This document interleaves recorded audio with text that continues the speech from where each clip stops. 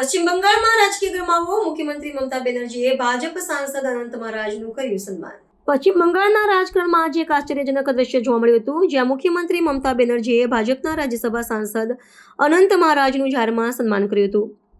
મુખ્યમંત્રીના એક સરકારી કાર્યક્રમમાં ભાજપના દિગ્ગજ નેતાની ઉપસ્થિતિ અને ઉષ્માભર્યા સ્વાગતને પગલે રાજ્યના રાજકીય વર્તુળોમાં નવી ચર્ચાઓએ જોર પકડ્યું છે।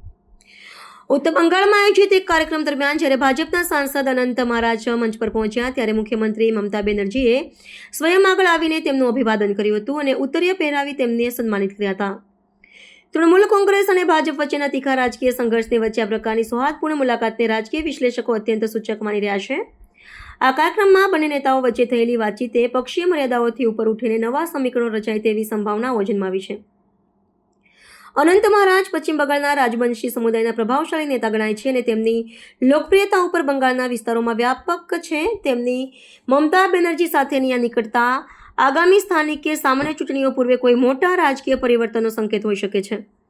જો કે ભાજપ દ્વારા મુલાકાતને માત્ર સોજાની મુલાકાત ગણવામાં આવી રહી છે, પરંતુ તૃણમૂલ કોંગ્રેસના શિબિરમાં ઘટનાને ઉત્તર બંગાળમાં પક્ષના જનાધારને મજબૂત કરવાની તક તરીકે જોવામાં આવી રહી છે। आज तो 21 फरवरी विश्व मातृभाषा दिवस। इस भाषा दिवस में हमें